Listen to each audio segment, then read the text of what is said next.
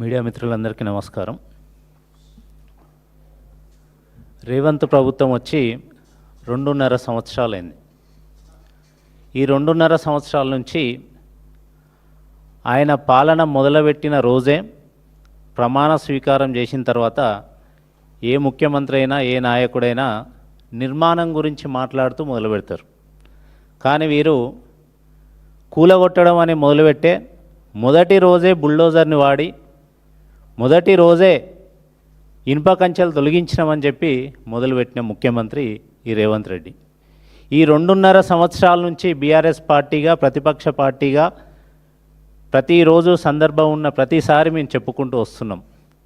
వీరిది నియంతృత్వ పాలన, నియంత పోకడ, అరాచక అక్రమ పాలన, ప్రశ్నించే వారిపై జర్నలిస్టులపై కేసులు, అసెంబ్లీలో స్వయంగా ముఖ్యమంత్రే జర్నలిస్టులను రోడ్డు మీద బట్టలు ఊడదీసి కొడతాం అని మాట్లాడిన ముఖ్యమంత్రి,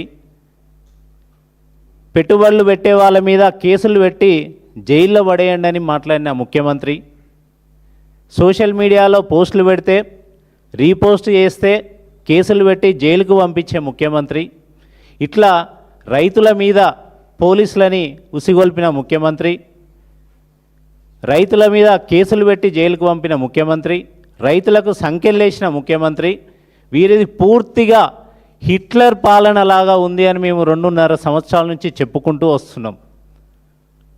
మేము చెప్పిందే నిజం అన్నట్టుగా మొన్న బెంగళూరులో ఒక జర్నలిస్ట్కి ఇచ్చిన ఇంటర్వ్యూలో నాకు హిట్లర్ స్ఫూర్తి అని వారే ఒప్పుకున్నారు. మేమేమంటున్నామంటే మీకు హిట్లర్ స్ఫూర్తి కాదు, మీరే హిట్లర్. 1945 జర్మనీ బెర్లిన్ ప్యాలెస్లో చచ్చిపోయిన హిట్లర్ 1969 కొండారెడ్డిపల్లి గడిలో జన్మించి జూబ్లీహిల్స్ ప్యాలెస్లో ఉంటూ తెలంగాణని నియంత పాలన చేస్తున్న హిట్లర్ ఈరోజు రేవంత్ రెడ్డి. మీరు చేస్తున్న అరాచకాలు ఇంకా సిగ్గు లేకుండా ఒక ముఖ్యమంత్రి శాడిస్టిక్ ప్లెజర్తోని మొన్న ఇంటర్వ్యూలో ఏం చెప్తాడు, నా డిమాలిషన్స్ ఇరాక్తో మీరు కంపేర్ చేసుకోండి అంటాడు. ఏ ముఖ్యమంత్రి అన్నా సిగ్గున్న ముఖ్యమంత్రి ఇట్లా మాట్లాడతాడా?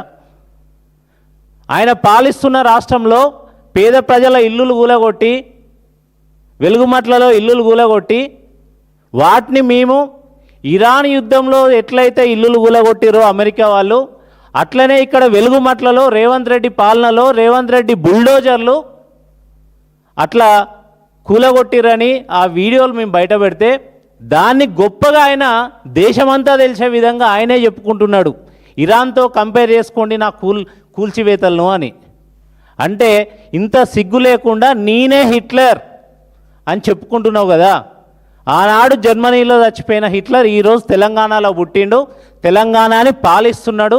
తెలంగాణ హిట్లర్ రేవంత్ రెడ్డి.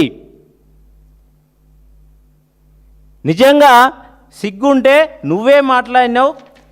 ఇగో గీ పోస్ట్ పెట్టినాం, ఏమన్నాం మేము, నువ్వు హిట్లర్ స్ఫూర్తి అన్నావు. అవును, నువ్వే హిట్లర్ స్ఫూర్తి, హిట్లర్ రేవంత్ రెడ్డి అని ఈ పోస్టులు పెట్టినాం. దీని మీద కేసులు పెట్టారు. ఇగో మళ్ళీ చెప్తున్నాం, నువ్వు హిట్లర్ రేవంత్ రెడ్డి, నువ్వు తెలంగాణ హిట్లర్వే రేవంత్ రెడ్డి అని మళ్ళీ చెప్తున్నాం. ఇగో చూపిస్తున్నాం ఈ పోస్టర్ని. ఎన్ని కేసులు పెట్టుకుంటావో పెట్టుకో, ఏం చేసుకుంటావో చేసుకో. ఇప్పటికైనా బుద్ధి తెచ్చుకో. ఆ రోజు 1945లో జర్మనీ బెర్లిన్లో ప్యాలెస్లో హిట్లర్ ఎట్లయితే ఆత్మహత్య చేసుకున్నాడో నీకు జూబ్లీహిల్స్ ప్యాలెస్లో అదే గతి పట్టే అవకాశం ఉంది. ఇప్పటికైనా నీ తీరు మార్చుకోకపోతే అదే గతి పట్టిస్తారు.